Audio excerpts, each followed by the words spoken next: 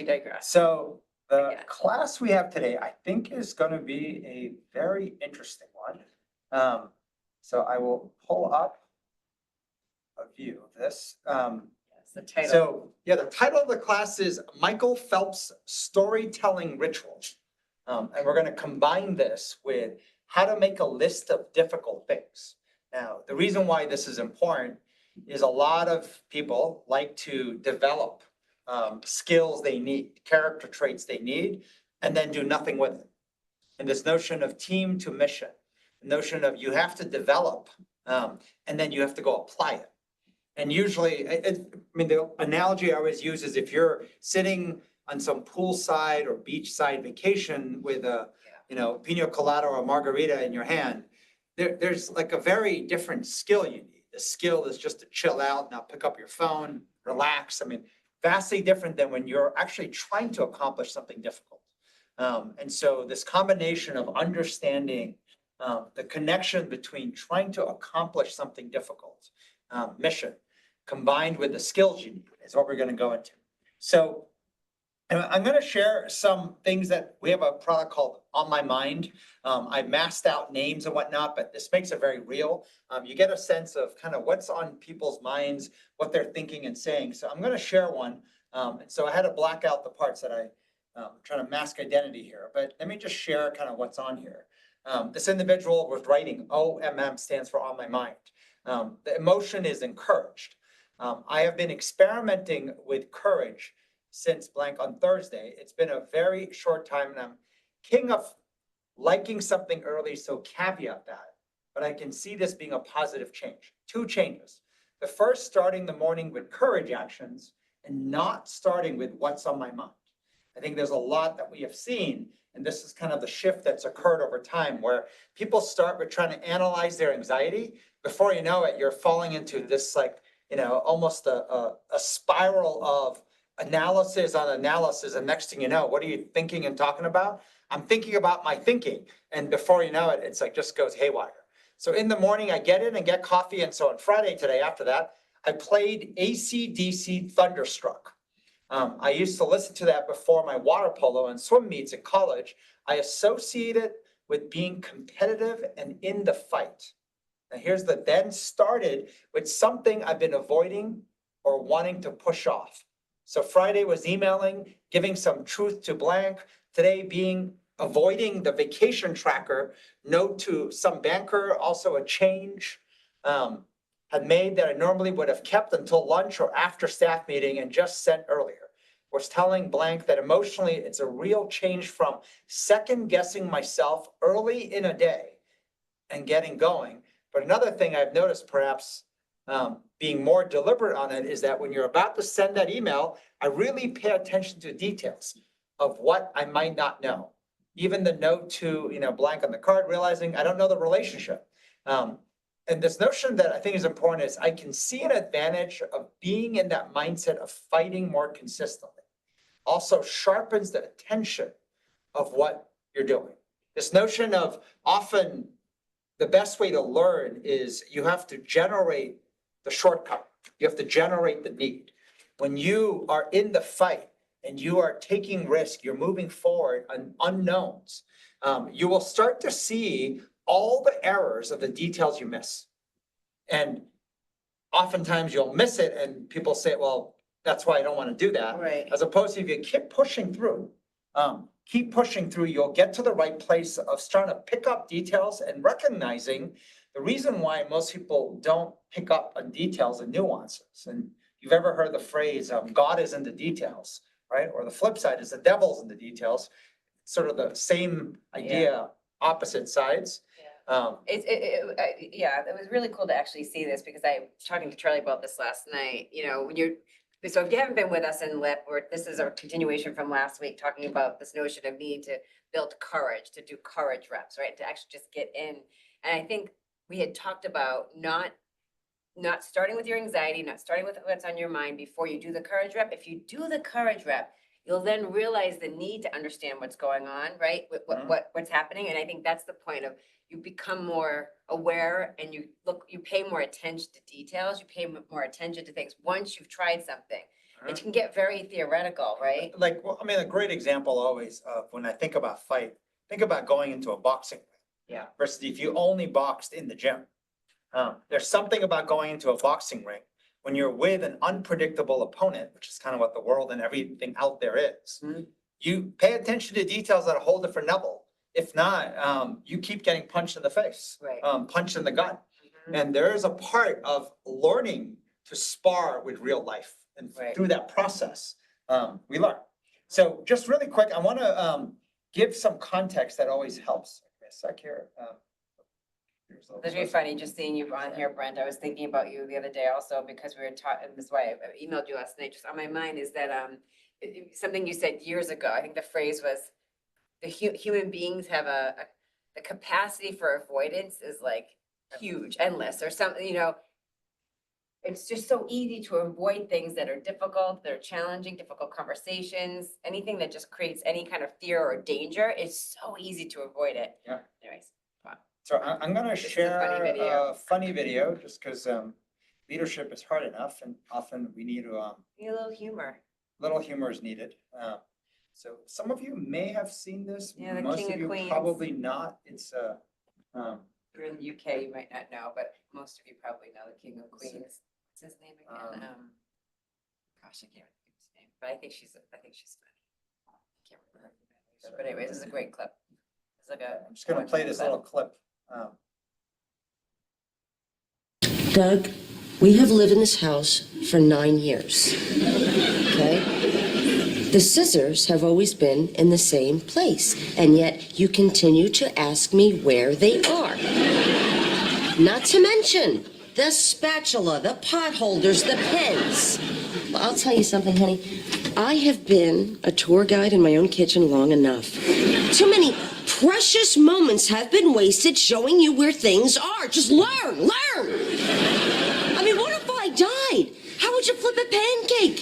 How would you ever cut anything ever again? Would you just sit here weeping and soiling yourself until somebody came in to help you? No, you wouldn't. You would remember where something is. Yeah, so come on, honey, please. Just this once. Find where the scissors are. Find them. Go ahead, baby. Go get them. Go ahead.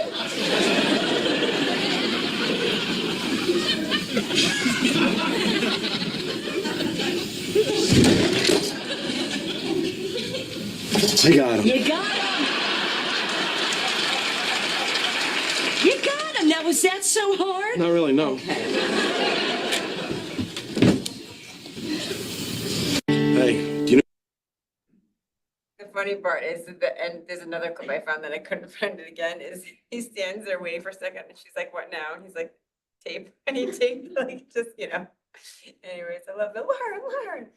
So we're gonna come back to this notion of yes, learn. Just learn. Sorry, my screen. Did you guys not think that was Sorry. funny? No, I that's also very true. It's very true, It's very right? true. Yeah. I don't know why my screen shot out there now. Okay, so we're gonna come back to this notion of learning. And it has been said, I think Charlie Munger sort of talked about it a lot too before he passed away.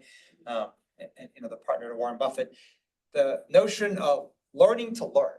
Learning is the most important skill. And so when you find yourself kind of stuck or feeling bad, just picture, I don't know what someone's name is, but just screaming, learn. Like this notion of needing to learn becomes really important. So I'm gonna share, there's a lot of stuff. And so then the question of what do you learn and what matters? There was a very interesting thing I found on Twitter, and I just shared with Megan, but it was talking about how people spent time from 1930s to 2024. And so I took screenshots of this, and this was fascinating. Fascinating because when you go back to the 1930s, when you look at the percentage of time people spent with other people, think of this notion of tribes and community, whether it's family and schools, friends, neighbors, church. I mean, even bars and restaurants. I mean, this is the dominant majority, and then a tiny percentage goes elsewhere. You go and we jump to 1994. Why 1994? It's the year we started Next Jump, and actually the things seem to change here. Friends pop up top of the list, coworkers move up, because as you move to work being this kind of dominant social network, a lot of people like literally find spouses at work and kind of the social network. Bars and restaurants obviously move up along with that. And family drops. You move to 2007, which is when iPhone got created, and online out of nowhere, explodes out to 14, almost 15%. Friends is still there, but you're seeing every number going up and online taking over. You move to 2015, which is when a lot of social media and technology who leveraged the benefit of the iPhone took off. And online now just completely dominates at almost 34%. Friends is still important, coworkers is there, but everything is moving down quite rapidly. Then you move to pre-COVID, already online's going to 45, almost 46%, right? Every other number is dropping. Then you go post-COVID in 2024. Online is around 61% of the time. Friends drop, coworkers drop, bars and restaurants. The reason why I think a lot of restaurants are going out of business is just everything dropped. Family is starting to all move to almost a negligible single-digit percentages. College is fascinating. I mean, 0.74%, neighbors, 1.28%, church, 2.12%. I mean, tiny numbers. They're all trending towards zero except online. And this notion of what does that do, right? What does that do to society, to humanity, when the dominant interaction we have is literally to go on our phone or go on the internet to whatever device you use. And that's our interaction. And so that is also our source of education. It's our source of almost everything we do. And so then there was another kind of separate tweet. This guy talked about his friends were discussing at dinner. I think it was just kind of a discussion around the entire notion of internet fakeness, right? Has humanity ever had this many casual performance art mediums? Instagram is performing for friends about how incredible your personal life is. LinkedIn is performing for strangers about how successful your career is. TikTok is performing for strangers about how fun and charismatic you are. X is performing for everyone about how much of an intellectual you are. At least half of people's free time is spent on some form of identity theater. Humanity has never had this many artists, and the art is ourselves. This notion of how much of our life is literally going, instead of doing auditions, right? I mean, and I would say the audition is probably the 100 videos you took to post the one, right? Yeah. The 100 pictures you took to post one. So we have all types of auditions, and then you have what is pushed out there for the sake of managing perceptions, to show everyone how smart you are, how fun you are, how successful you are, how many friends you have. And it's such a... I mean, especially as you look at the 60%, right? So from 2024 on the last page that you showed, it's over 60% of our time is online. So when you think about And identity. going up, the rate is going up is insane, right? And so when you think about identity theater, how much time we're spending not being ourselves. So not That's only scary. posting identity theater ourselves, but then consuming it, Right, right? right, And then right. kind of feeling the norm is to do that, right? Yeah. The norm, and God forbid you post something and it gets a lot of likes Mhm, or gets a lot of views or forwards, it reinforces that dopamine hit of do more of that, right? It'd be the same as in the past if there was family time or at bars or at church, wherever it is, when you do something and everyone says, wow, you were amazing on stage. Your speech, just moved me. Thank you. Do more of that. That's happening Get now with our reinforcement. phones and that reinforcement and what that does. And, all the work that Robert Keegan and Lisa Leahy did around second job, that notion of, lying, hiding, faking. We are spending the dominant time managing other people's perceptions of us. And that is something that we're social animals that always cared about it. But Now it's just too at a much. different level. I mean, it's at a exponentially different level, and our human interaction is predominantly that. Not only inputting it ourselves into the internet, right? but downloading it and viewing it ourselves. It just made me think, Right. because last night I got home late, I saw my son is on spring break, he's 15. He wanted to show me this Spider-Man video clip he made, and I was like, oh, it's pretty cool. Like, how long did this take? He's like, I don't know, like 4 or 5 hours. 4 or 5 hours making a Spider-Man clipped video thing. And he's like, and I got 2 likes, you know what I mean? It's like, and you just post it, but I'm like, oh God, it's like searching for the hit. It's Yeah. like searching No, for the I, open so like, 4 or we've 5 been having hours. these, dinner discussions and these co-Thursdays. One of the people I sat across was telling me how she has a social media addiction. And I was like, it's not that bad, right? She's like, no, like 2 to 4 hours, like and I was like, during the day, I was like, no, often at night, right? Like Yeah. 2 to 4 hours at night. And I was like, well, you must be good at something then. You must be watching a lot of something. Like, what are you learning? What are you basically, or watching, into? right? Yeah. So predominantly cat videos, which I always hear of, but I'm like, for real? Like, and then little babies cursing, right? And that's It the is funny, two but top not 2 to 4 items. hours of it. But then there's a lot of other stuff, but then you know what happens is this, the algorithms know how to inject something terrible. Like, the president canceled this, and then she's like, oh my God, and then you read it. And so it's like you're watching these kind of calming, funny things injected by a, oh my God, the world's gonna end type Right. thing. And so it's this constant, like, I can't stop looking, and then it like grabs my attention through fear. And Right. so through that process, what ends up happening? And so this was an interesting way to look at what's happened. Most people live their lives with low agency. They react to circumstances, follow social scripts, and blame external factors for their failures. They lack control over their own destiny and instead become pawns in someone else's game. This notion of we're always online and we're actually following the script of how to get popular. High agency individuals, on the other hand, bend reality to their will. They don't accept no as a final answer.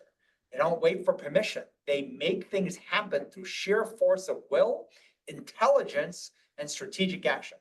Now, this is something that I deliberately highlighted will and then the arrows. There is a root element of what you must train before you focus on intelligence, before you can actually sound and even be strategic. And will is psychology. And when you think of psychology, when you think of your own mindset, and remember all the back and forth with Josh Wakesky, we're talking about this, that a lot of people focus and obsess on skill. But what falls apart in life, in almost everything you do, is rarely a skills issue. It's a psychological slip, or it's a will issue. And that notion of will, and we've been doing a lot of work with, if you look on the internet, there's a theme you will see. The word courage comes up a lot. There's a lot of nonprofits, including for young girls, young boys, and the top Training. word they're training character development on is courage and bravery. And why is courage and bravery so important today? When you're 60-something% online and being programmed and conditioned to follow the popular metrics of what is acceptable and what is not, the whole notion of following social script, your own independent thought, to be able to find your own thought, your own, what am I thinking? I'm thinking what everyone else is thinking. Is the first thought, is this going to be popular? Is this going to be okay? Will I be criticized? That all is tied to will, not I want to inflict my will on others, Right. but about your own self. And it sounds kind of crazy, but I put in understanding the problem. We lost ourselves. Yeah. We lack the courage to actually understand, what is my point of view? What am I thinking? What do I want to do? And not like I don't want to die. I don't want to be unpopular. I don't want to be laughed at. Not the Yeah. Well, I was just sort of thinking, rejection, anxiety driven will, but the will to go get something done, to create, to stick my neck out. And that will is not something that comes naturally. In fact, the environment is removing it at a faster rate than we realize. You have to deliberately put it in as a routine. right, I was just thinking about this notion of just feeling passive, right? When you think about going online, looking at any of the social media channels, reading information, an article you see, something on Twitter, Instagram, whatever it might be, can get into just consuming information to the point where you could spend all day just consuming information and never actually putting out any real right? Like, I mean, just the amount of energy to spend just reading things, and then you think you're learning, and then you go to speak, and it's like, you're just regurgitating stuff, like nothing, And the like that sense you're of, actually thinking, because you're just consuming. I think most of us, whenever you even speak with a group of people, you Yeah. will feel this low agency. Right. You will feel the whole room quickly move towards low agency. High agency discussions, with high Yeah. agency individuals is amazing. Yeah. It is fascinating to even have your ideas and thoughts challenged, you challenge theirs, and that's Yeah. missing. Yeah, That's what used to show up in family, Yeah.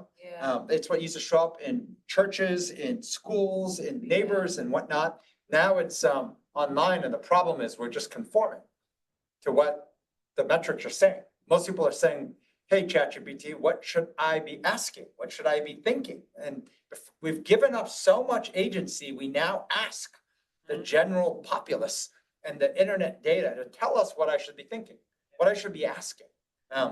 It's almost like instead of treating the technology and everything out there as something that can work for us, we are actually working for it more than we realize. Is that a thing, Brent, agency poverty, or did you just come up with that? No, I like, I mean, when you add all these things together, like we're so headed in the wrong direction. It's scary. And so I was just thinking about like, how do we counteract, this real I love lack it, of Brent. agency? So- Yeah. So Yeah.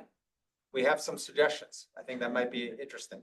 So before I move on, once again, I masked the name, but I'm gonna show you sort of, this is something that came in through an individual writing.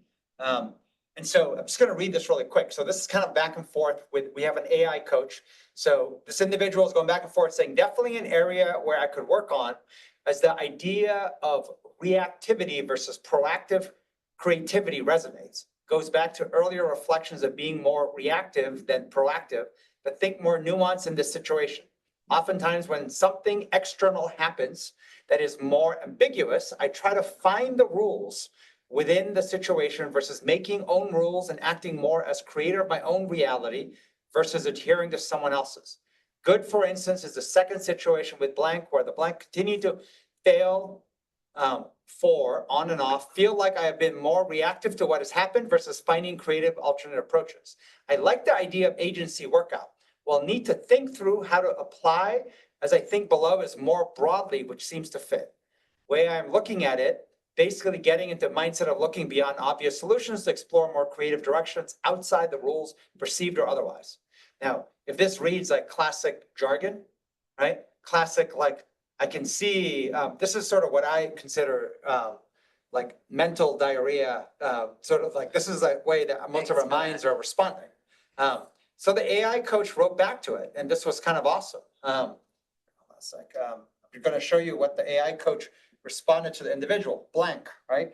You're still in the intellectual comfort zone, analyzing rather than committing to change. Notice your language. We'll need to think through. Way I am looking at it could work on.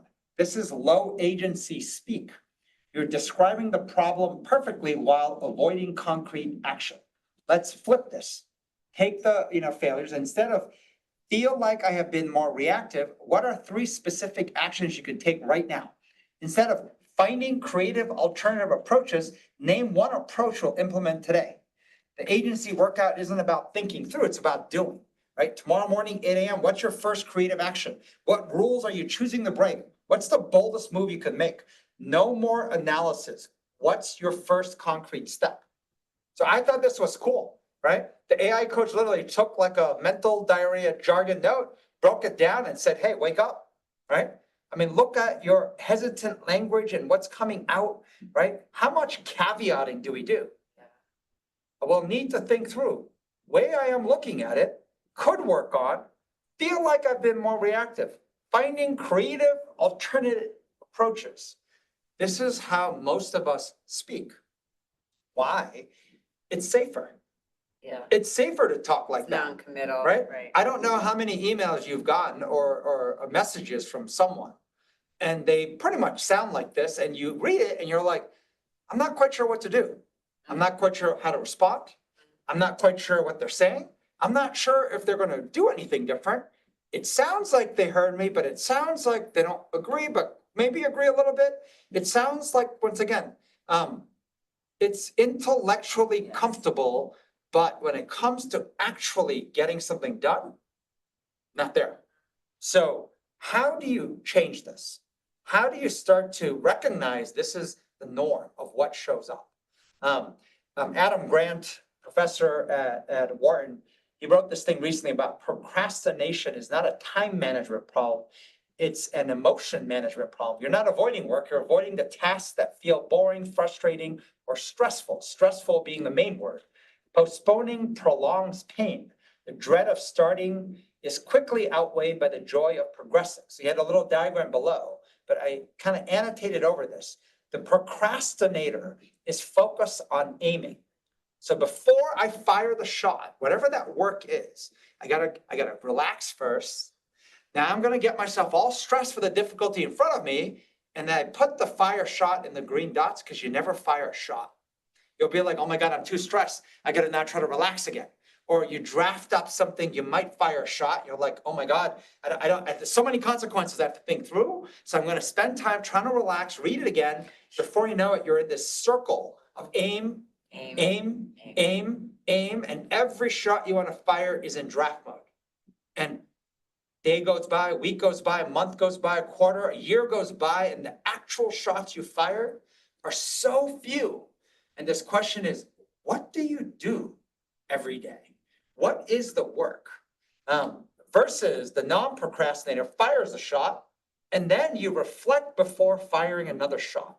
So they say relax, but it's not about relax. It's about this notion of you fire, then you focus on aiming.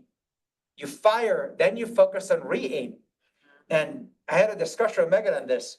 So what is in that yellow box called work? Because I'll tell you what it no longer is. Sitting in a meeting is no longer work. Coming in and checking or staying at home and checking your emails and Slack is no longer work. Work used to be that. I just had 7 meetings today. I sat in and read 300 emails, right? Responded to some Slack messages. Oh, that was my day of work. That's not work. That is the old work. The new work is you have to go get something done. Like you often have to make, decisions in ambiguity. And you have to go and figure out how to make something happen and iterate it to success. And it has to be self-driven. And self-driven shots you fire, right? Into uncertainty requires courage from yourself. Not someone pep talking you, not someone, it's nobody's job to feed you baby food, get you feeling courageous, and then to go fire a shot. You got to learn to feed yourself. Self-soothed, but then self-driven courage. And so this becomes important. And so that, little clip of learn, I like this. If you want to be illiterate in the 21st century, right? It's not about reading and writing anymore. You have to be able to learn, unlearn, and relearn. It is all about learning, and the content of learning that matters most starts with character trait of courage. This is something that profoundly showed up.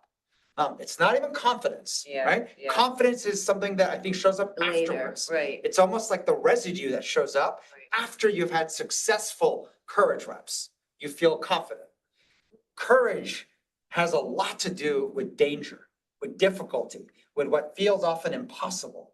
And to be able to self-generate that, right? Not be dependent on a manager, a friend, the environment. If the day is not sunny, I don't have courage. If I didn't eat a proper meal, I don't have courage. No, the ability to tame your mind and then generate courage so that I can fire a shot in mission.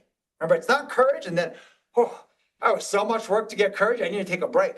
This is what a lot of people do, right? Or people do I've been trying to tame my mind and I'm now analyzing my anxiety and I think about why do I have so much anxiety? And so then I have these conversations. Before you know it, I'm like, who are you talking to? You seem to have a lot of characters in this play in your head. And it's like self-generated.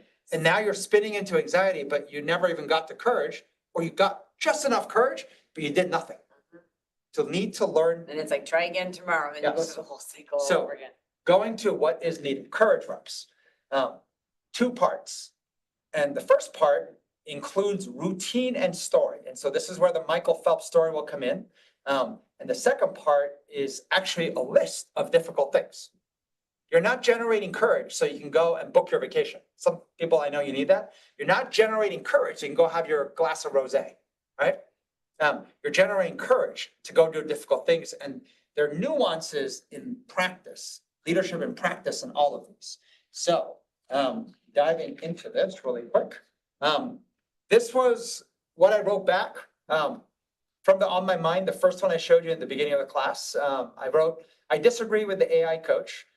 Your On My Mind is excellent reflection of change in early actions and awareness of recognizing your tendencies to celebrate too early. The consistency is going to be key. The AI coach is too consultative and asking too many pondering questions versus getting to the point of elite coaching. So 1, your mood is the precursor to courage. So I won't go through all this, but you need a routine to generate that mood. And then you have to add storytelling rituals. And I'll use the example of Michael Phelps. He had a coach that trained him. I think it was like a 14-minute ritual. And we'll explain to you kind of why the storytelling is so important, because that's what drives us. It drives our mind. It drives us as humans. And the ability to narrate, not a story someone else has to tell me, but my own stories of hard-fought battles, right? Yeah. Where impossible becomes possible. And these 2 things play in each other. And then the second thing is keep a list of difficult things. And on difficult things, always be prepared for a minimum of 3 timed battles. Meaning it's not like I fire 1 shot and then I'm like, oh my God, it wiped me. When they respond back, you're ready for the second. And then when they come back at you, you're ready for the third. And the goal is get to a place where you're not scared of the fight. And the third part is teaching. And so I separated this saying phase 1 is the 1-2 steps. You have to learn through field experience. And this is the part, you cannot learn courage building in a textbook, off a video, off of taking notes. You have to jump in the arena, get field experience, and you have to build it as a routine. And courage, you're gonna need 1 and 2. You have to actually do something. You can't be like, oh, I built courage, right?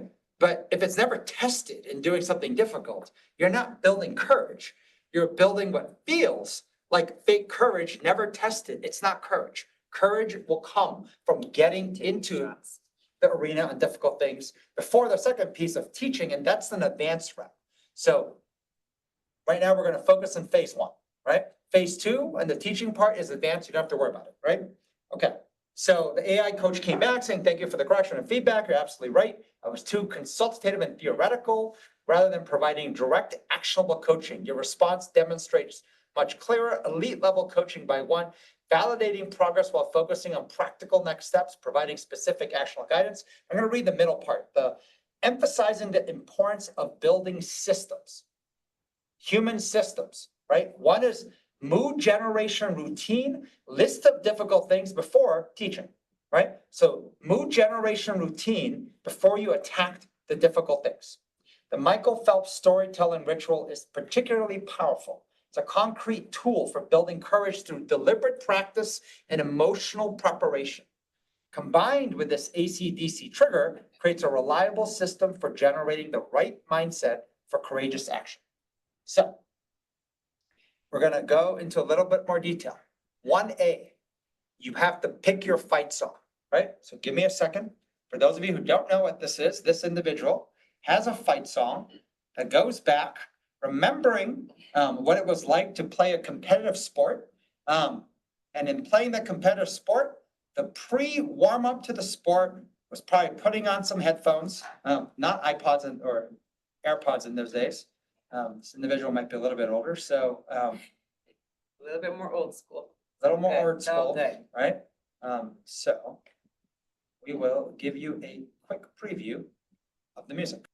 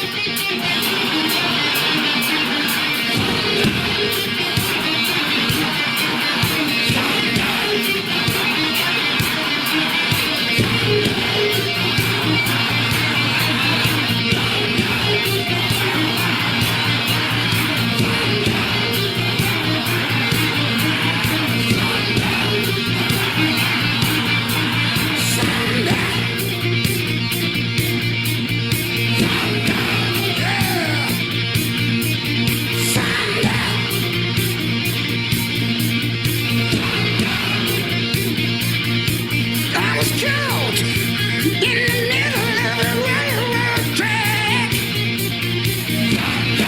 Got around, and I knew there was no turning back. My mind raced, and I thought, what could I do? Then I knew there was no help from you. Sound of the drums beating in my heart. Now the thunder of God, yeah, tore me apart. Too big, thunderstruck.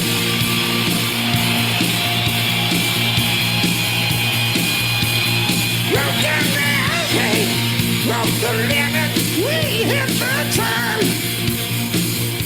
And we went through to Texas, yeah, Texas, and we had some fun. And we met some girls, some dancers who gave a good time. And we broke all the rules, went all the fools, yeah, yeah, they blew our mind. We were shaking up the knees.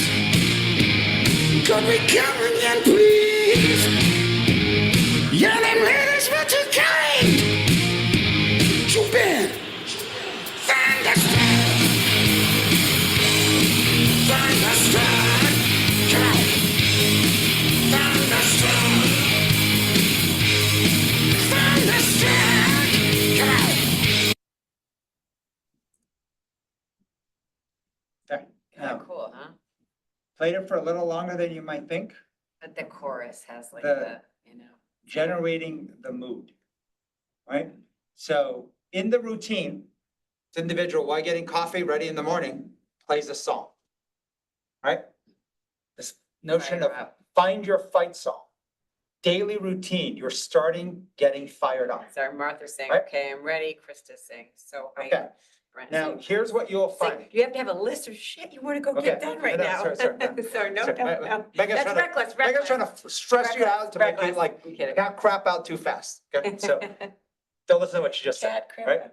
Now, 1A, routine. You pick your fight song, but you will find that if you only do this, right, you will keep changing songs and looking for another song to put you in a mood, right? Versus when you build it as a routine, you can do the exact same song and it will actually work.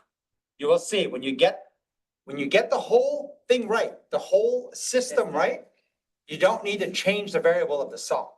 You don't, you're gonna keep looking for another song. And you're gonna think the song is the key. The song is not the key.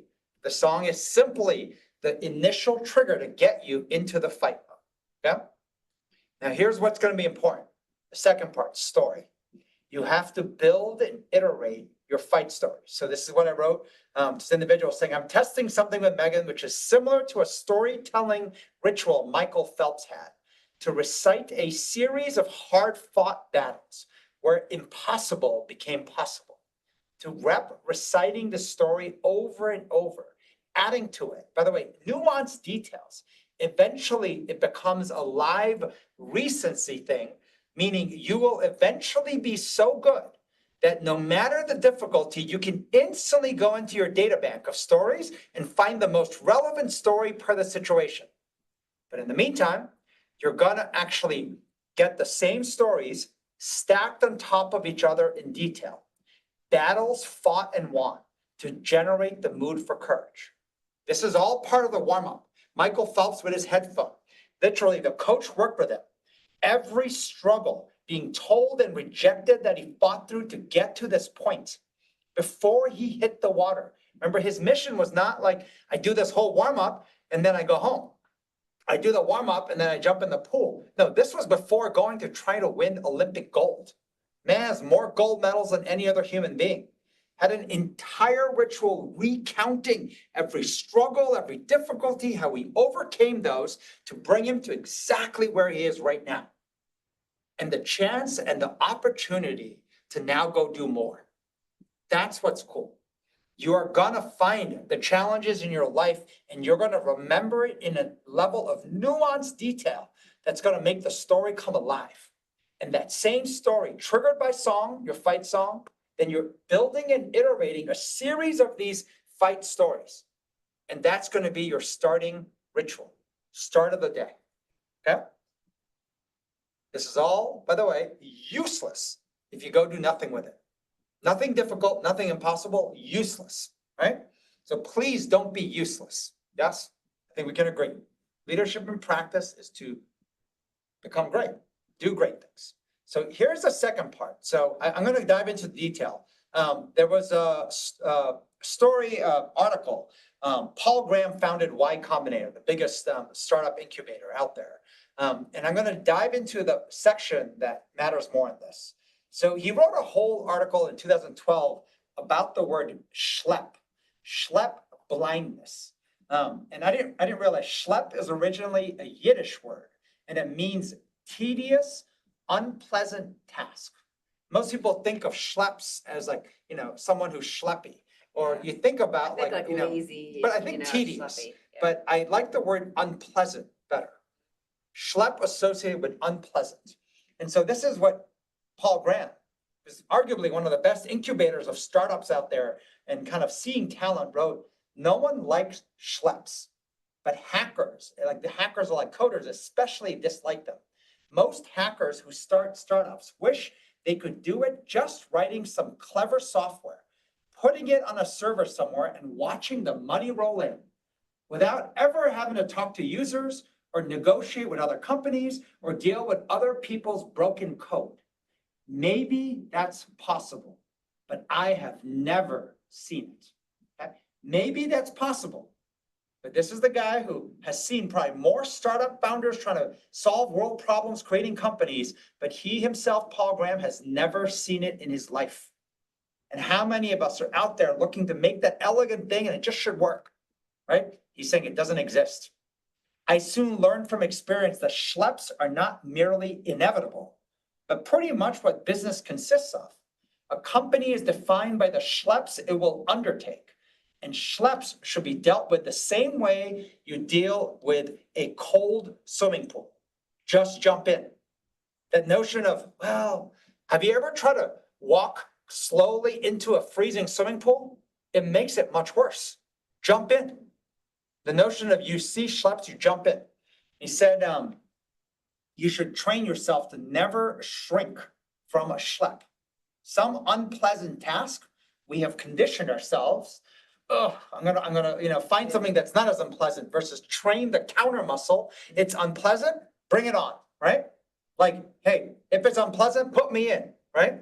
And when you say put me in, coach, who's coach? You're talking to yourself, self-driven. The most dangerous thing about our dislike of schleps is that much of it is unconscious.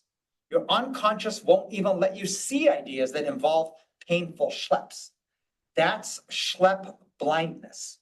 And so this was interesting. He was saying the pattern he found was young founders make two mistakes that cancel each other out. They don't know how much they can grow. They also don't know how much they'll need to, meaning the task and the mission at hand is going to be far more difficult than they ever thought. Remember last week we showed we're not doing this because it's easy. We're doing it because we thought it'd be easy, right? That's the young founder.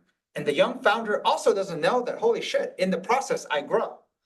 Older founders only make the first mistake, meaning older founders know that, it's going to be a lot harder, right, than what we're seeing, which is why they tend to avoid schleps, why they tend to. Older individuals generally don't create startups. Why? Because they're like, I know it's going to be a lot more challenging, a lot more difficult. Young, 18, 21-year-olds like, this is great. I can solve that. Yeah. And then they go learn how difficult it is. But the older founder mistake is not realizing, wait, you too can grow. The old dog can't learn new tricks. That was one of the biggest breakthroughs in psychology. The belief for the longest time was that by the time you're 18, you're done. So if you haven't, and why everyone goes nuts at 1-year-old, 2, 3, 4, this is like the critical years because after 18, you're done, right? So you have to try to train someone properly. completely untrue. Adult psychology took over and said, wait a sec, your ability to grow your brain and develop like goes on until you get like on Alzheimer's or something at the end. And what we found even with some of the best Alzheimer experts is the reason why your brain actually gets Alzheimer's and loses everything is because you're not using it. If you don't use it, you lose it. If you believe you can't grow, yeah, you will lose your ability to even think. That notion of older founders don't realize, oh, wow, I can grow a lot. And the more difficult the mission, the more you grow. Younger founders just have the other naive thing, thinking everything's really easy and should be easy. And they learn how hard it is. So here's the part that I loved. I put it in the second part. So that last part at the bottom is what I put here. How to make your list of difficult things. I love this. Instead of asking, what problem should I solve? Ask, what problem do I wish someone else would solve for me? That's your list of difficult things. We walk around and you'll watch, wish someone would take care of that. Oh, I can't put like all the things you can't believe, right? Someone else should have done and you wish is done. That's your list of difficult things.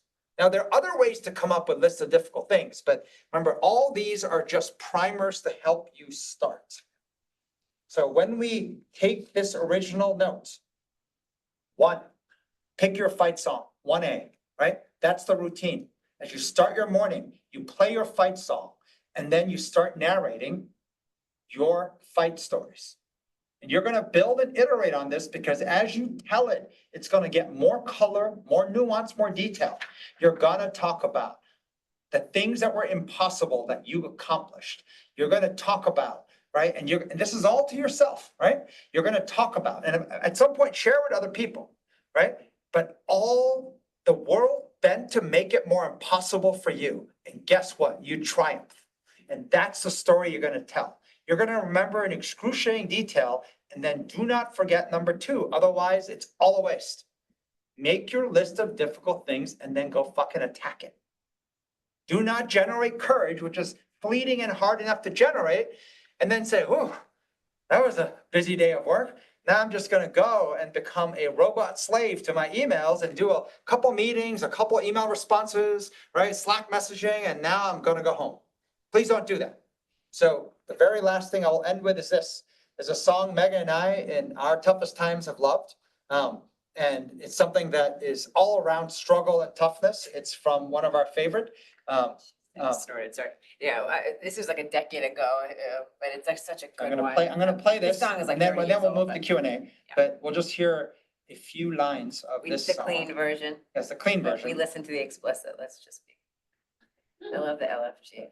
Yes. And then I'll so- share maybe a piece of learning for me on this whole exercise. Or we can do Q&A. Yes. Okay, all right. Right? Yeah, this album is dedicated to all the teachers that told me I never amount to nothing. To all the people that lived above the buildings that I was hustling from that called the police on me when I was just trying to make some money to feed my daughter. Yeah. And to all my peoples in the struggle, you know what I'm saying? It's all good, baby. Shake it. It was all a dream. I used to read Word Up magazine. Salt and Pepper and Heavy D up in the limousine. Hanging pictures on my wall. Every Saturday, rap attack, Mr. Magic Molly Mall. I let my tape rock till my tape pop. Smoking the bamboo, sipping on private stock. Way back when I had the red and black lumberjack with the hat to match. Remember rapping Duke? The hard. You never thought that hip hop would take it this far. Now I'm in the limelight cause I rhyme tight. Time to get paid, blow up like the world trade. Born sinner, the opposite of a winner. Remember when I used to eat sardines for dinner? Peace to Ron G, Brucey B, Kid Capri. Funk Master Flex, Love Bug, Star Ski. I'm blowing up like you thought I would. Call a crib, same number, same hood. It's all good. And if you don't know, now you know.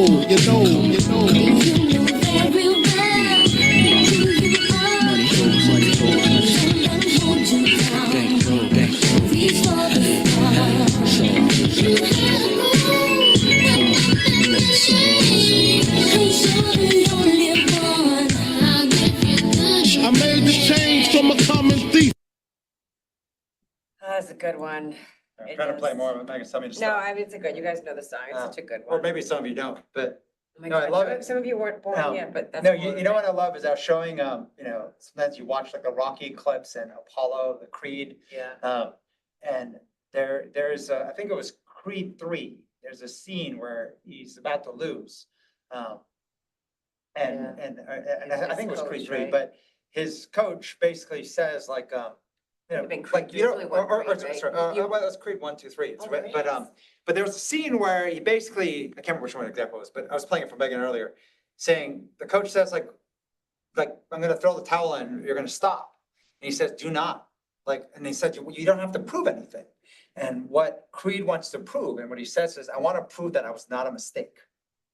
Like, he was in jail, he wasn't supposed to be born, and that notion of something to prove. Yeah. And what these fight stories, the difficulty we've gone through, is that it fires us up to not shirk away from difficult, impossible, right? And instead of narrating, oh my God, I'm no good, and everyone's looking at me, and this is the end of me, you can take a song, find your fight song. Yeah. You can go through what you have been through in the past to get you to this place so that you can generate the courage and then start to go attack those difficult things. Small things, big things, and you know what will happen as you do? You will find that if you do it as a routine, right? Routines mean twice a week minimum. Always start with the beginning of the week, Monday first. Then make sure you add another one. Twice a week minimum, not maximum. As you start to make it into your automatic, you will find that difficulty will not scare you. Challenge will not make you shrink and shrivel and look for ways out and explain why it didn't work. No, you will have the ability to go, build a different version of you. And in today's world where everything went dark and uncertain and ambiguous, any human being thrown into a dark room, you lack courage. Fear creeps in. You hear a sound, you're like, what is that sound? What's going on? And that notion of our mind getting the better of us is the new norm, is the new default. And then we look for counsel and advice from every other paranoid mind on the internet, right? Making it seem like, oh, do 1, 2, 3, and boom, you get all these like little sugar pills of like what to do. They don't work. You have to learn to rep and build it at your core, right? Like courage is the single most important character trait.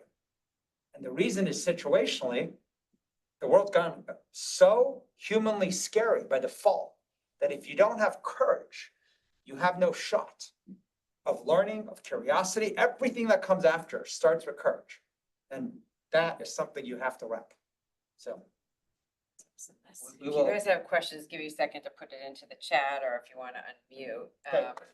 Or just, one of the things, just as you're thinking, I was just gonna share something I realized last night as I'm sharing some of my fight stories, if you will, and the kind of hard fought battles. As I was articulating it last night, you can tell, it's almost like I'm still in it. I'm telling the story, like, never want to go through that again. Don't want to do that again. A lot of challenge, even building this office space, finding the space, just, and it can sound like Schlep. It can sound like just painful, like really painful. As opposed to when you can tell it when it's lighter because you actually did it. There's something in there that I think this is where it is a rep skill, muscle, because the part I've struggled with is it's a hard fought battle. It was a battle. So when I think of sharing a battle, I like bring myself back into the battle, and I'm remembering too much of the struggle to the point where it just feels really heavy. I have to work on this. This is not my bones. So this is I mean, remember the whole Holocaust survivors? Yeah, the trauma. Survivors. Right. But You they survived, remember it as if they're re-experiencing the Holocaust. Right. So you can But retell it like you're living it. You survived it. Yeah. The PTSD is exactly that. Like, Yeah. even though they're past it, and so they made it through, they can tell it and re-remember it as if they're experiencing again. Right. Then there's the flip side. How many of us experience future failure that, by the way, is all made up, but we experience it, and our body experiences the exact thing, right? But there was a video we showed of that guy, the yoga guy. What's his name? can't remember the guy, But, the Indian guy, but, Hey, so with the story, is that really to like do a quick inventory of your history to get perspective on your current challenge and like to remind yourself like, hey, I've done hard things before, I'll survive this one? Is that what you? I'm just and so Yeah. you know what, it's interesting is there's a nuance that's, I think, very important on emotion. Remind yourself is intellectual. yeah. Emotion is guttural, right? Yeah. Just like I played the song a little longer than, most people say 30 seconds, you get it, you know the song, right? Yeah, But when it plays a little longer, you feel it. right. It becomes guttural, not like, I get what you're trying to do. Mhm. When you tell a story where it stays intellectual, it doesn't work. Actually, it's interesting, Brent, because when I first started doing this, this is kind of where some of this came from. I would just list things out to Charlie, did this, did that, like kind of a list, and it was very cerebral. And almost like, check, I did it, right? I have the list of things in the last, say, 10 years or whatever it is. Like I had a very high level list and it didn't do anything for me. It actually almost made me more fearful, like less courage, like I remember them and I just want more of them. So it wasn't enough to actually like go into it at a level. I mean, like just even it's so little, but like an example of how difficult it was to build the kitchen up here. I mean, it can sound kind of silly to other people, but just to get the right setup, the right island, the backsplash I wanted, it's like just to hold and not like succumb to like designers, architects, pressure, we're doing other work, we don't have time for this, but it's like, God, this is not coming out right. And like, to just like hold and get what you want, get it right. Like just, and find the right thing. Like it's so little, but it's so easy to forget like all the little battles. I was talking about the big battle, finding the right office space, the pain that we went through signing right before COVID and what happened during COVID, but there's a big stuff. But then there's the little things in between these little battles. There's something about talking about them. You know what's interesting often because we're not very good at being self-aware. Yeah. Self-awareness is not only the longest life journey, but also it is where our biggest blind spots come. When I tell a story, a fight story, right, to someone, you can see in their face when they feel your emotion. The idea of vibing, right? My vibe rubs off on them and you can see them light up, or you can see them listen to you as if like they're being forced to listen to a story, a lecture that you have to hear.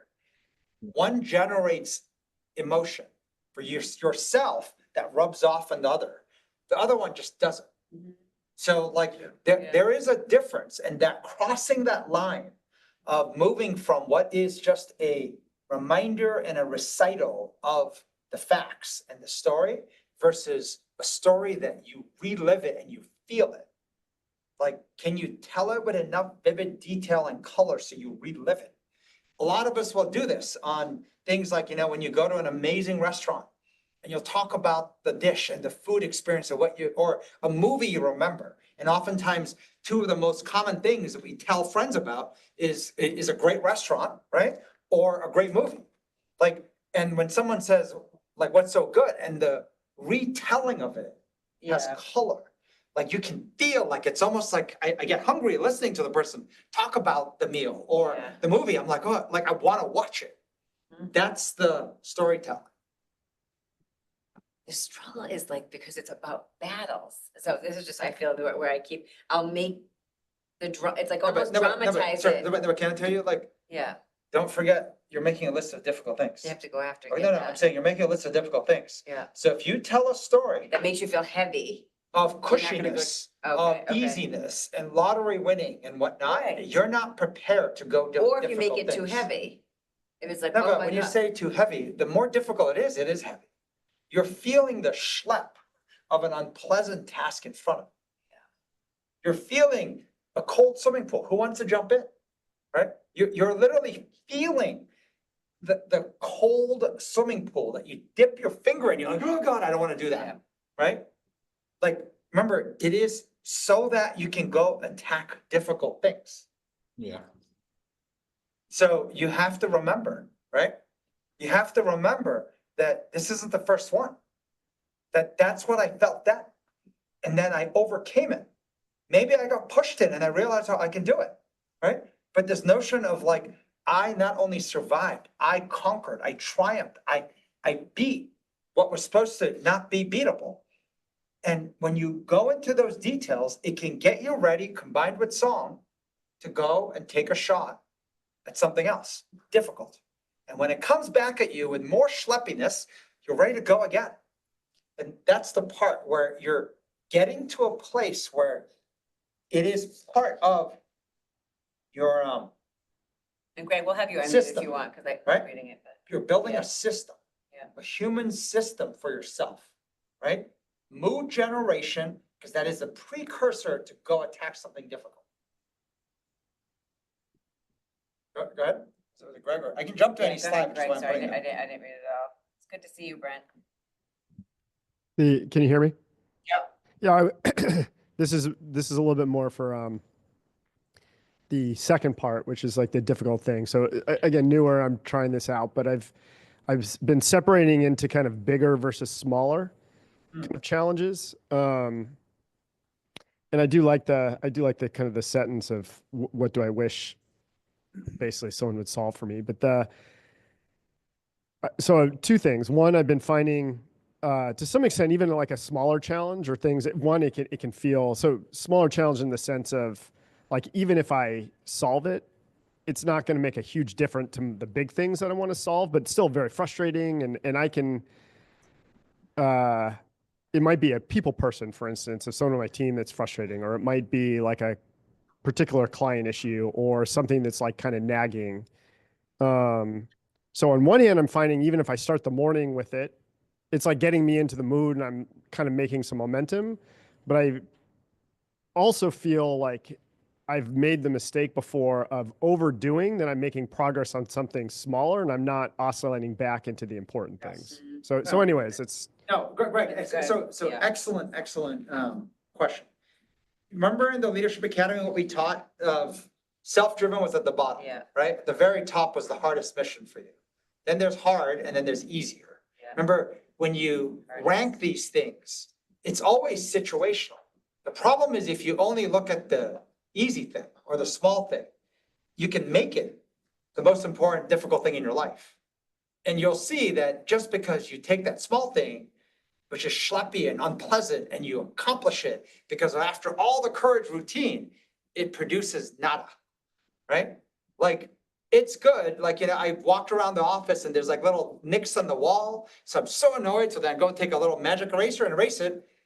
I'm back to the same place, or we need to move the business, right? Or need to move the bigger thing, Right. which is why the routine you want to get to, besides generating the courage, is always being mindful of your hardest, and the hardest being the most important, meaning I make progress on that, right? Like, life will get better. Things move because I like broke ground, made forward progress on the hardest, most important thing. Then there are things that are hard, but not the hardest. And then they're easier. And so when I have a list, right, the reason you jump to the hard or easier is because you're stuck. Meaning you're starting every day trying to solve the hardest. Otherwise, what people do is I generate a ton of very difficult emotion, right? Yeah. The trait of courage. And then I go, I deal with something really tiny, right? And then it's like, oh, I'm exhausted. It's lunchtime now. I haven't made any progress on what really matters, right? It's a lot of energy to. Which drum is up. why the nuance, as you go into this, for most people, first, honestly, I'd rather you generate courage and attack something than nothing, right? But you want to get to a place where you are trying on a daily basis to attack the hardest, most important thing first. And then when you get stuck, you oscillate to a downgraded, easier task. And you'll see that just because in relative comparison, it's much easier, right? But what a lot of people are doing is the classic thing, even in this example of ramping up. Well, I have to first relax before I stress myself out, and then I'll go do the work, right? So people do the same thing. They're like, "Ooh, I'm going to ramp up by doing something easy," right? And then the progress of that will make me feel good to then go and do something hard. And then the progress of that will then ramp up to do something hardest. Never happens that way. Never works. Somehow everyone thinks that's how it works, right? Just like if I calm down and then get myself all stressed out about what I'm going to do, and then I'm going to do a good job, right? That's like the same thing with like, if you do a cold plunge or have to jump in a cold pool. Okay, first take a breath, calm down, right? Okay, now get yourself prepared for how cold it's gonna be, Yeah. right? And then go in the pool. I do feel like the same thing for exercise, right? I mean, I know Steve, I don't know if Mike's there too, a prototype, but that idea of you start with the hardest muscles first, right? You start with the stuff that just sucks before you get to like abs and all the other stuff, because if you start with the lighter stuff, like the, whatever, the perception of the easier things are, it's harder to like build up the moment, energy and courage, be like, now I'm gonna go do squats or RDLs or Bulgarian split squat, whatever it is, right? You're supposed to start with the hardest thing first, Mhm. right? And you just, it's like naturally, you're more courageous to be like, and that's the idea of just start. That's why I love the workouts where it just goes, it's like, If you build a routine Yeah. to start almost every day this way, yeah, I promise you, your life will change for the better. And you wonder why your life sucks, or you feel stuck, right? Or nothing's happening. It's because you're doing the exact opposite. That's the exact opposite of what we do. We spend all our time trying to get into the right mood, right? And then because we're so stressed, we go do the most meaningless, easy thing. Thinking if I make some progress there, I'll feel confidence and I'll go do something a little bit harder. And if I make progress there, I'll go do something hardest. And you never get to it. Start again tomorrow, right?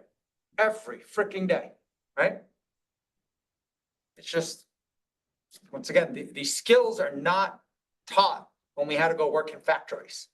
They were not taught when literally a hard day of work is sitting through 7 meetings, right? And responding to some emails. Like. any Other other questions or reactions, you guys? people from the room, Sylvia or anything? Yeah, if you could, Charlie, just pull up slide 10 again, I wanted to take another look at that. I felt like there was a lot when you shared that. Can you just go over that diagram briefly real quick one more time? Yeah, so the classic thing that we do, I think of aiming the same as planning. The same as like, I am pondering, I'm thinking, I'm drafting, right? I think of all the stuff that comes usually before you jump in and fire a shot, right? Take a chance. And so how we prepare ourselves, the relaxed stress, plan, strategize, write drafts, show someone, get their point of view, get feedback and stuff, and we never fire a shot. And what you don't realize, the process of that makes you wimpier and wimpier. Like you overthink, you overanalyze, and the more you do it, you wonder why I can't get out of this process. This notion of firing a shot, we've taught about visceral drafting. A lot of people are visceral drafting to then never hit send, right? Like the notion of you have to fire a shot. And once you fire a shot, I promise you, you will do the oh shit, right? Oh shit, right? They always say send is the best editor. Yeah. As soon as you hit send, you have like, oh God, how did I miss that spelling error, the tone error, everything. Like once you fire a shot. And to realize that's how we learn things like courage. Courage doesn't come from continually trying to get yourself ready to fire a shot. It comes from firing a shot and then seeing like what went wrong. And which is often why in practice, please don't be an idiot and decide, okay, well, I'm just gonna take a cannon or like a shotgun and just boom everywhere. You're gonna pay the price for that. And sometimes that price might be to ruin you financially, socially, right? It might be, it's amazing how people go wreck themselves by saying, well, I'm gonna flip now from being timid me, right? Kind of overthinking me to I'm just gonna send this note to everybody. So, Right? because you could, because just before you were saying, attack the hardest thing first, right? And then you downgrade when you're stuck. The whole point is trying to go after the hardest mission, the most important thing every day, starting with that. But when you recognize you're not in the right place, the right mood, the right energy, do you ramp up? So remember, This idea of a ramp. sorry. Where's that? No, you got in the right mood first. When you say recognize, you got in the right mood first. Song and story should get you in the right mood, Yeah. right? Okay. Take a shot. The way I receive it is like always be in that right mind, right? So whether it's I don't know if always be, because if you say always be, you'll see that you never will be. Or you will actually fake You'll fake yourself it, to that's- believe that you are, Well, that's why you have to be aware, truly aware of what the real emotion is. You can't be making up like a, But I'm in a good mood today, I'm gonna- but see, like already there's overthinking. okay. So how do you know when you have the mood? Mm. Is there a scale? Is there like a thermometer I can stick up my ass and tell me when I'm hot enough? No, it doesn't work that way. Like, Yeah. you're gonna take a shot with the song you have and the story you have, and then fire a shot at something difficult, Yeah, right? yeah. But recognizing I have baby skills, right? I'm just not gonna, you know, like Yeah. burn the whole place down, Small or like you're muscles. gonna do it in some gated fashion, but you're gonna make sure you fire the shot. Otherwise, that entire generation of courage was for nothing, Right. right? Yeah. It would literally be like taking a sports team you're coaching and rally them up to get all courageous to go on the field and say, and now the game is over already. Sorry. That's what we're doing. Like, time is out in the clock and you're giving the speech of your life and the team is all rallied up and you're like, okay, the game already ended though, right? That's what we're doing. So true. You gotta get in, right? Take advantage of it because it's hard enough to generate. And so when you're like, well, when do you know it's enough? Well, whatever you did is enough, right? Mm-hmm. And so then tomorrow you're gonna try again, right? And every day it will get better. And you will see that when you generated courage to work on the hardest thing, it is hardest for a reason. So then you will maybe feel like shit, right? You're like, well, it made it worse, right? I feel worse than I was. I promise you, you're not worse than you were. Because now, as that king of queens, whatever, Yeah. learn. Yeah. You're starting to learn. Yeah. You're starting to learn at the guttural root level how to rep courage. And literally how you do it is actually start repping, right? So when you're in the, well, I feel worse, I'm like, no, like, what, do you expect a jump to be as courageous as Michael Phelps, right? From the one rep you did? Of course not, right? Please have some humility, right? You're gonna have to rep it long enough. Chris is asking, so do you prep the night before, know the hard thing you're doing Oh, the yeah. next day? No, I mean, the problem is this, you can keep lists. Yeah. Right? I mean, oftentimes when you really run through, what do I wish someone else Else would did and whatnot, and all your annoyances, I mean, that list is like always building, right? You're just being aware of building it, and then you're rank ordering it, right?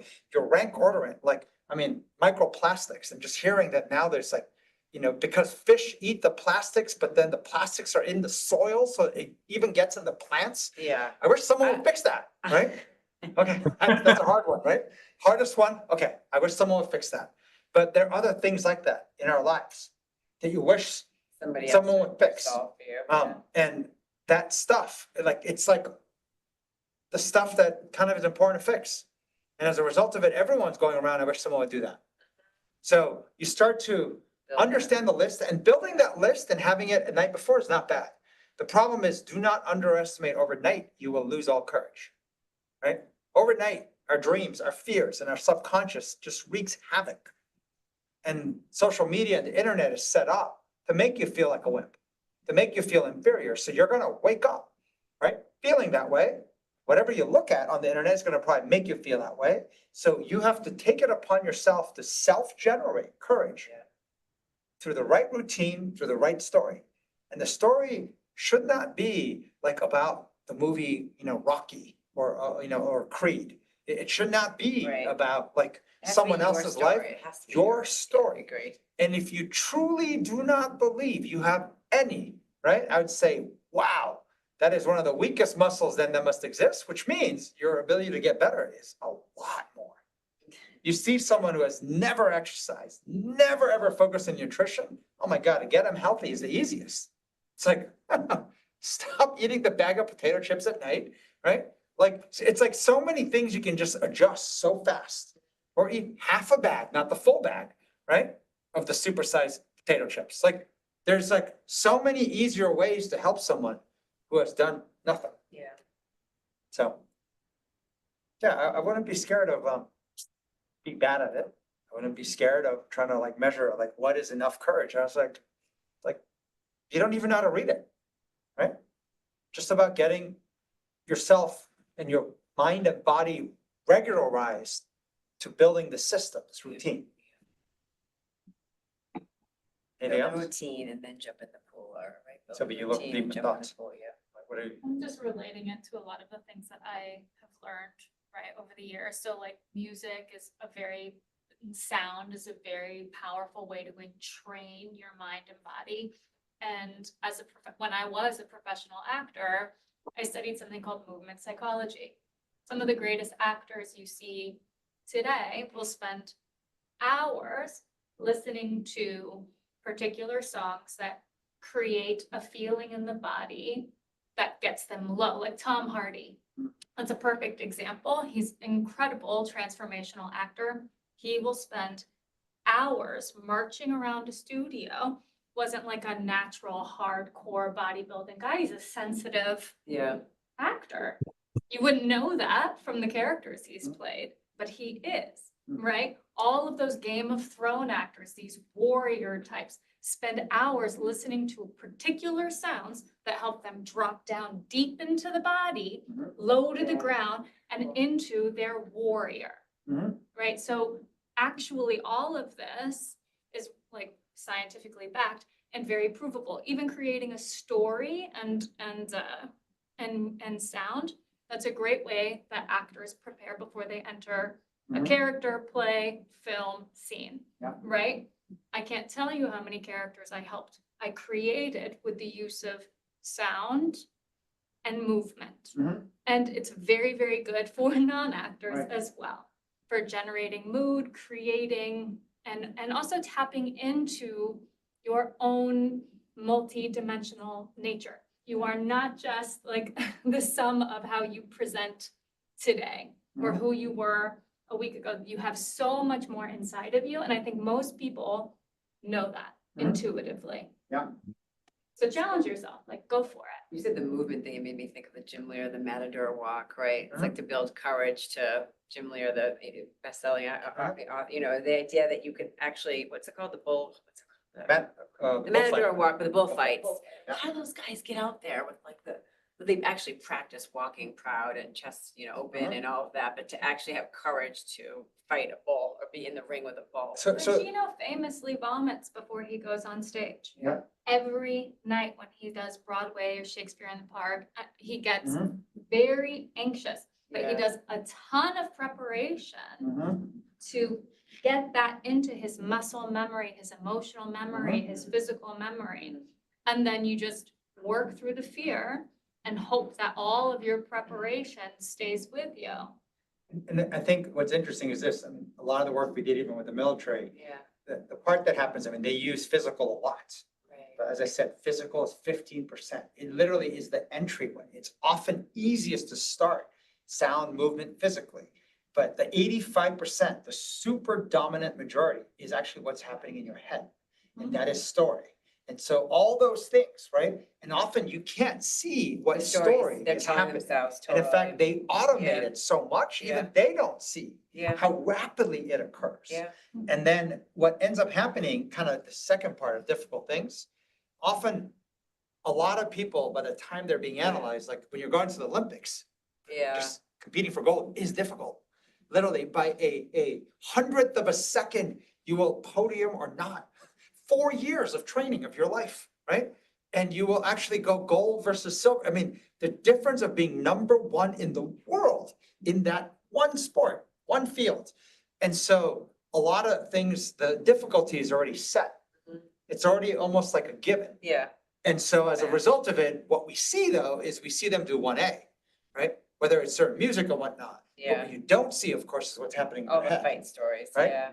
And oftentimes, whether it's in certain sports or certain things, the notion of improv, the idea of when things don't go to plan and how rapidly someone's able to adjust to difficulty, that score of adaptability is actually a signal, not of, oh, I gotta play my song now to do it. Yeah. No, it's all the moment- mind in the and the moment, speed they're right. able to generate the story to tame their fears and then generate courage live in milliseconds. Yeah, And if you could really break down what's happening, the speed that they're able to go in their data bank and pull the right the story, relevant yeah. story for the Well, that's situation, what's so cool. that's right? what's happening. That's a skill, yeah. That's like. that's the what's elite happening. skill. But before you get there, you're gonna have to start with song, plus just a foundational 1, maybe 2, maybe 3 stories, and you keep repping that, Yeah, and then you will actually see, wow, this shit really works, yeah. right? Yeah. See And progress. so as a yeah. result of it, you know what stuff starts to happen when you'll know when it works is when difficult things don't look so difficult. When you start being like, I don't really have a lot on my list anymore, right? Yeah, I have one other story to share that I just think is very interesting. It's kind of a hard one, but I know, do you guys know what a glioblastoma brain tumor is? So it's a type of brain tumor that kills everyone. And I know the one person in the world who it hasn't killed. And I know someone else who it did kill. So you hear the rate of success is basically zero, right? The one person I know who has survived that, who lives in Texas, is like the happiest guy. And when he was first afflicted and, you know, his wife and his family was told like he's not going to survive as of yet, we'll try everything, we'll throw everything we can at this, but no one has survived this. He woke up from surgery. You know, his wife is crying, his wife's sister is crying. They're like, we love you so much, you know, we're here for you. And he was like, what are you talking about? That's not going to happen. I'm not dying from this.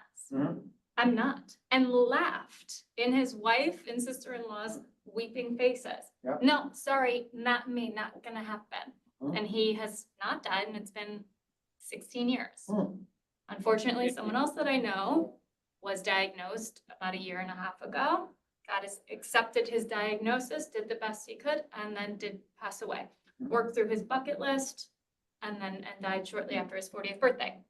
So I do think that the power of story and like internal mental resilience and the stories we tell ourselves are crucial. Yeah, my father-in-law, I've told the story, but he had pancreatic cancer, and he also had I'm not gonna die from, I mean, it had already messed to his liver, his bones, like everything, it was everywhere. And my mother-in-law was a nurse at the hospital that he had she's like, Megan, I saw his scans, this guy, it's over. Like, he lived for over a year with like, he was like 77, but I always tell the story that he canceled the book, my mother-in-law canceled his book of the month club. And he went, Jen, what are you doing? She was kind of like, it's ending. We know we've tried everything. This is not. And he was like, what are you doing?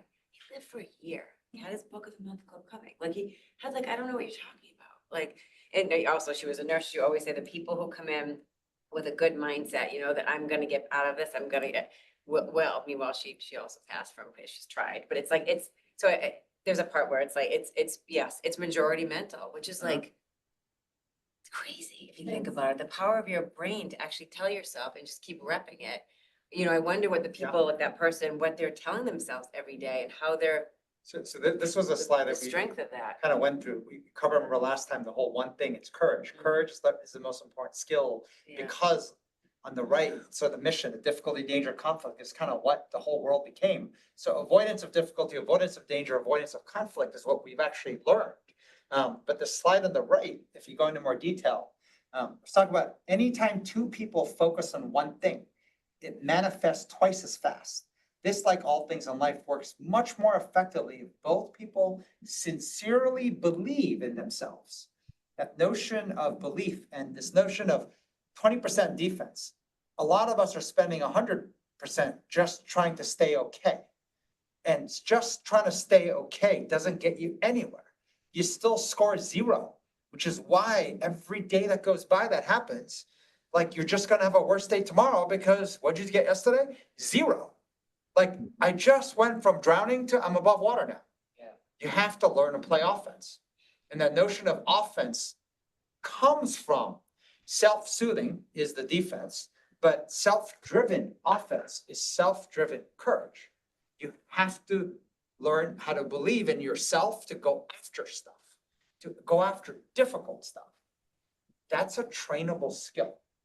And it's not, and I put at the bottom of this, the old church, people go to church to have faith rub off on each other. The new church, to me, is finding courage from others around you. Finding courage, not by saying, oh my God, how great I was, right? That's what Instagram and TikTok and LinkedIn and all that stuff is. No, but stories of courage almost always start with stories of impossible, stories of challenge and difficulty. And then like how they just fought and fought and fought. Not one right call, hundreds of right calls, thousands of right calls. And when you hear that story and you wonder, do you think they're ready for more difficulty, more things going wrong? They're like, I can do 100 more, 1,000 more. That is the mindset you want to build. not overcoming one challenge, not one Schlep, Right. hundreds, thousands. Like, because it's part of my system. It's part of my automatic, my routine. It's how I start my day, right? I get prepared instead of taking a, nice hot cup of coffee with a warm shower to get ready for an easy day. No, I am getting ready, like to be a warrior every day, right? Like, and at some point you won't need the song. And at some point you won't even need to go like in the Yeah, it same becomes part of stories, your automatic, right? yeah. You'll find other ways. It'll be easier and easier to get yourself prepped. And then when difficulty comes, instead of, oh God, I gotta look for something easier, Yeah. you're like, I got this, right? Yeah. Like goes on my list, right? Because my list is kind of short. I need more, right? Like it's the only way I'll get stronger, right? Like, how the hell do we keep plastics out of fish's mouths and out of the soil? Like, all right, maybe I'll Yeah. put that on my list somewhere, right? Right? It's good stuff. That was our class That for was good today. stuff. Um, I was just thinking about just to Well, be, our music choices are old. Well. Thunderstruck and Biggie, but it's all good. But they're classic, I feel. They're all classic. They are so classic. Even And- Kathy knows. it, And so I was guess saying, I it's don't know good. why, like, my song choice was, Who Made Who by AC/DC. It's so funny. When I was in high school and I wrestled at high school, It's never my jam. before you go out, I mean, you're literally having a physical fight, right? Yeah, In a one piece, right? yeah. Headgear on. Those are the most I mean, disgusting. no, and it's like, you don't know You how. wore that like, it's like a long. Oh, yeah, of course, yeah, and- no, it's like it's a low cut, It's a right? disgusting low outfit, cut, sorry. cleavage showing It's often, gross. like one piece. It's like nothing But, about like- that is good. Like who decided that outfit? Like why? I guess because you can't have shirts pulling up shorts and yeah, you gotta. I never asked them. Gotta why- keep it all together over there.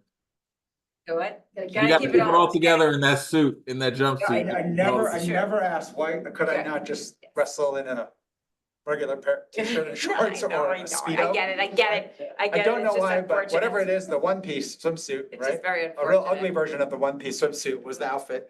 But anyways, you're about to go battle with someone, you have no idea how strong they are, Right. right? All you know is as of 6 AM, you You weigh gotta the get same. animal, huh? No, you go to weight class and everyone makes it like to the dot. So all you know is at 6 AM, you weigh the exact same. And then you get what they call a 3 pound allowance. So right before the match, you get weighed again and you're allowed 3 pounds more. It's a horrible since- sport. And so sorry. all you know is that, It's a right? Horrible sport. And you're going and literally like, besides punching someone's face, like you have to fight. And so it is nerve wracking because you're seeing them getting pumped up, you're seeing the Yeah. team pumping them up Yeah, ooh. and you have no idea and it's so short, Yes. right? So like, I mean, I would be like listening to my AC/DC nonstop on replay. It's like the girls versus boys or men versus women in flip cup. It's like, what are they saying? What's the chant over there? You know, gets at the guys' heads. Yeah, this is an 11-year curse. No, the curse got It's broken. 11 The years. curse got broken. No, it's broken, but it lasted for like 11 Yeah, years. it's just one arrogant move is That's all it takes. can pay the price for a long time. That's all it takes. All right, All right. guys. We'll see you next week. Enjoy the week. Yeah. Love you happy- guys. See you next week.